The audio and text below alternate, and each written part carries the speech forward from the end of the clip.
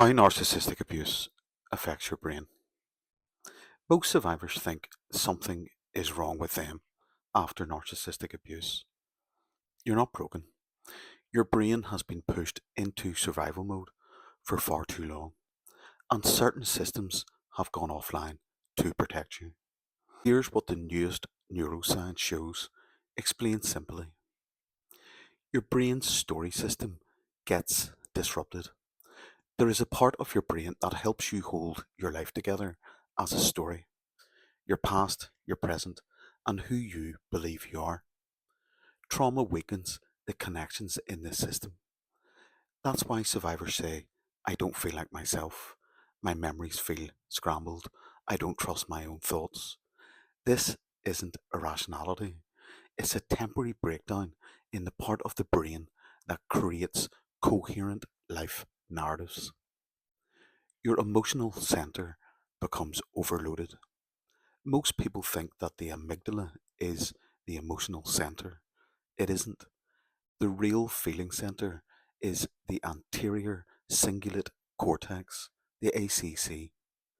Survivors' ACC becomes too active, which causes panic, hypervigilance, insomnia, emotional flooding, the feeling that something terrible is about to happen, catastrophizing. Narcissists often have an underactive ACC, which explains their emotional flatness. You become too open, they become too closed. Your meaning center goes unstable. Another key area, the ventromedial prefrontal cortex, the vmPFC, is responsible for making life feel real, understandable, and meaningful. When this part is disrupted, survivors say, nothing feels real. I feel detached from myself. My emotions feel muted or foreign. This isn't madness, it's the brain struggling to make sense of overwhelming emotional signals. This is what MPIT calls the organizing gate, becoming unstable. Your body stops trusting itself. There is a system inside your brain that reads your internal signals: heartbeat, tension, hunger, stress, safety. This system is called interoception, and narcissistic abuse disrupts it. That's why survivors often freeze, dissociate, become numb, feel disconnected from their body, feel dead inside, lose access to their intuition. Your body is not betraying you, it's protecting you from sensory overload. Your memory becomes rewritable. During trauma, every time you recall a memory, it becomes open to editing. This is how survivors end up doubting themselves.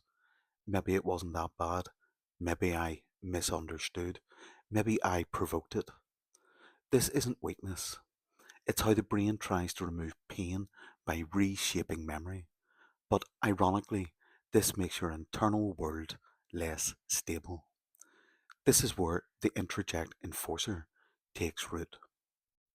Your internal prediction system breaks down. Your brain is always predicting who is safe, what comes next, what your partner means, whether the environment is stable. Narcissistic abuse scrambles this system because the rules keep changing. That's why survivors feel anxious when things are calm, confused by kindness, afraid of misreading signals, uncertain about their own judgment. Your brain is trying to update a world that never made sense. Why collapse feels so total. When these systems all malfunction together, thinking doesn't just feel foggy, it feels impossible. Emotions feel unstable or flat. Your identity feels fractured. Your body doesn't feel like home. Memories blur, time distorts, everything feels unreal. You don't trust your own mind. This is collapse. It's not a character flaw.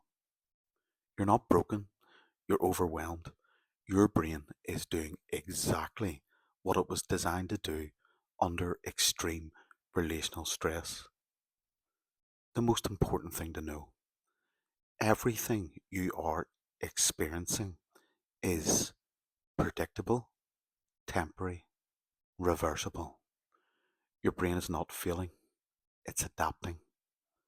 The systems that broke can repair, the parts that collapsed can regain structure, the numbness can lift, the meaning can return. And the voice inside you that feels gone is not gone. It's quiet because it's overwhelmed. It comes back every time. For references, see the description. Peace out. Loads of love.